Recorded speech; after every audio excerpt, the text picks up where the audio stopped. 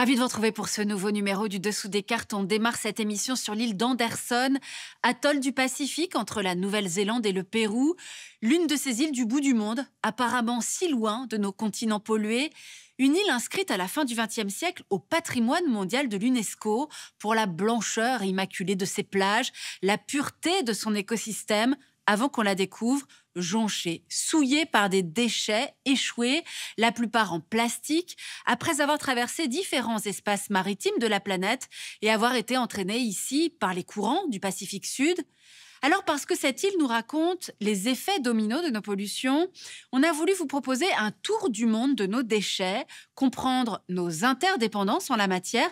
En commençant par cette précision, il existe plusieurs catégories de déchets, les déchets agricoles, les déchets industriels et commerciaux, et enfin nos déchets ménagers auxquels nous allons principalement nous intéresser. Sortons nos cartes. En 2018, le volume total de ces déchets s'élevait à 2 milliards de tonnes selon la Banque mondiale. Ils proviennent essentiellement des logements privés, des locaux professionnels, bureaux, commerces, et des établissements collectifs comme les écoles ou les maisons de retraite.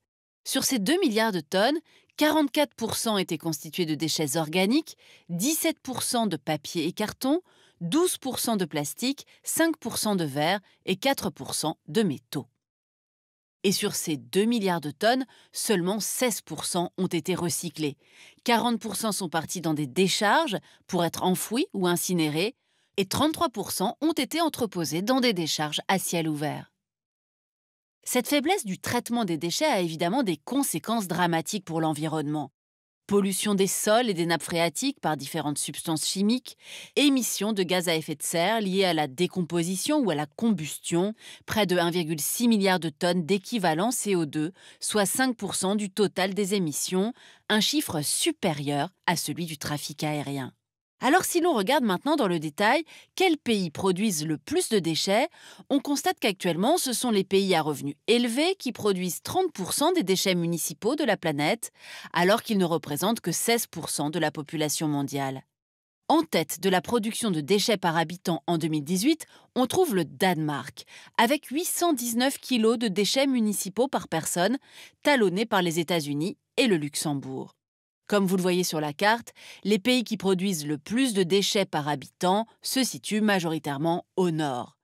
Un habitant d'Afrique subsaharienne génère en moyenne 165 kg de déchets par an. On constate donc un déséquilibre nord-sud en ce qui concerne la production de déchets, auquel s'ajoute un autre déséquilibre dans le traitement de ces déchets, et c'est ce qu'on va voir maintenant. Dans les pays occidentaux, 40% des déchets sont enfouis, 20% sont incinérés, 10% compostés et 20% recyclés. L'Union européenne fait partie des bons élèves, la quantité de déchets recyclés étant, entre 1995 et 2020, passée de 87 kg par habitant à 241 kg. Mais les écarts entre les États membres restent importants, comme vous pouvez le voir sur cette carte du taux de recyclage.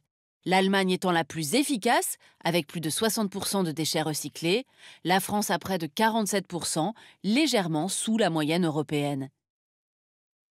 Des écarts bien plus importants à l'échelle mondiale si l'on regarde les pays à faible revenu, majoritairement situés dans le sud, où 90% des déchets municipaux sont mal gérés et seulement 4% sont recyclés. Cette situation des pays du Sud est d'autant plus préoccupante qu'à la gestion de leurs propres déchets s'ajoutent des déchets à recycler envoyés par les pays les plus développés en vue d'un recyclage qui bien souvent n'existe que sur le papier ou s'avère tout simplement impossible. C'est ce qu'on va voir maintenant en commençant par le cas du plastique. Le cas des déchets plastiques est particulièrement préoccupant parce que la production de produits plastiques est passée de 1,5 million de tonnes en 1950 à 367 millions en 2020. Et sur l'ensemble de ces rebuts plastiques, seuls 15% sont recyclés, 25% incinérés et 60% stockés en décharge. Dans ce dernier cas, beaucoup finissent ensuite dans les océans.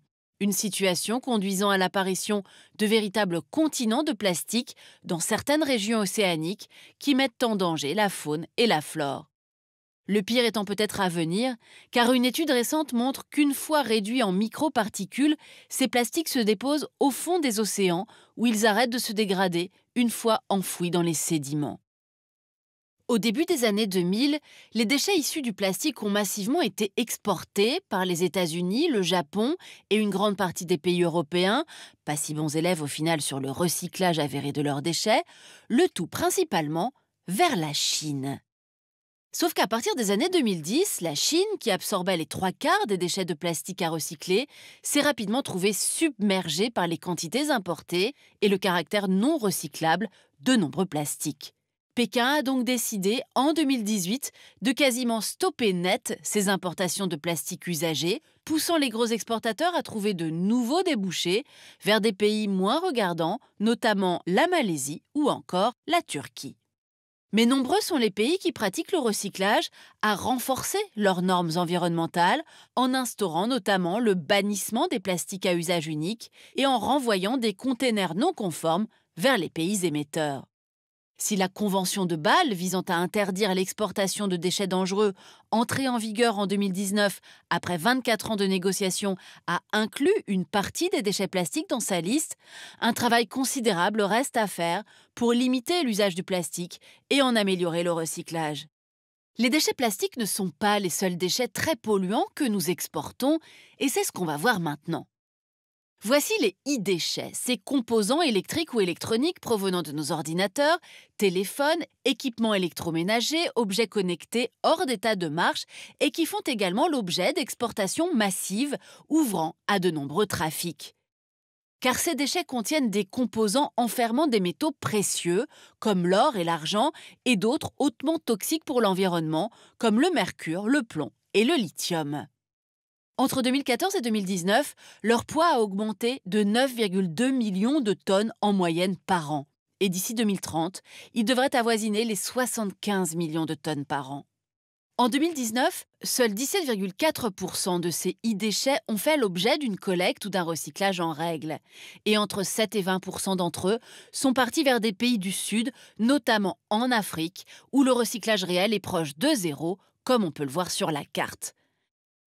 Prenons l'exemple du Ghana, un pays qui s'est fait une spécialité de l'importation d'e-déchets avec près de 170 000 tonnes par an qui font l'objet d'une récupération très artisanale du cuivre, de l'or, de l'argent et des autres matériaux précieux des composants électroniques.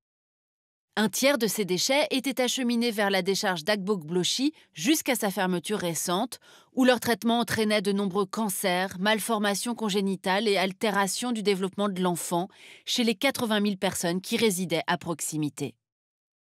Le Ghana, en passe de devenir un véritable pays poubelle, s'est par ailleurs également spécialisé dans la récupération de vêtements usagés. Chaque année, c'est ainsi plus de 58 000 tonnes qui arrivent sur place et permettent à près de 30 000 personnes d'en tirer des revenus. Sauf que 40 à 70% de ces vêtements usagés sont en trop mauvais état pour être revendus ou recyclés et finissent dans cette décharge d'Old Fadama où ils forment une colline de déchets de plus de 20 mètres de haut.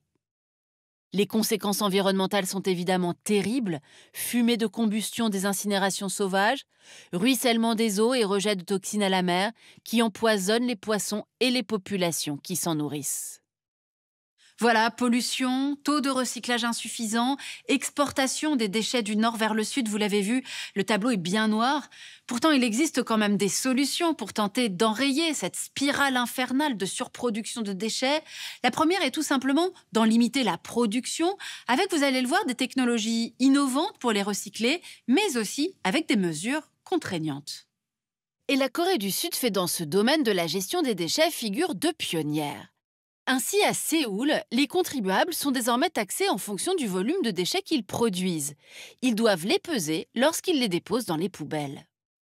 Cette mesure aurait permis de réduire de près de 50 000 tonnes le volume de déchets alimentaires de la capitale en l'espace de 6 ans. Et entre 1995 et 2019, la Corée du Sud est passée de 2% de déchets alimentaires valorisés en biogaz, engrais ou nourriture pour animaux à 95%. Ces mesures restrictives de production de déchets s'articulent avec des innovations technologiques.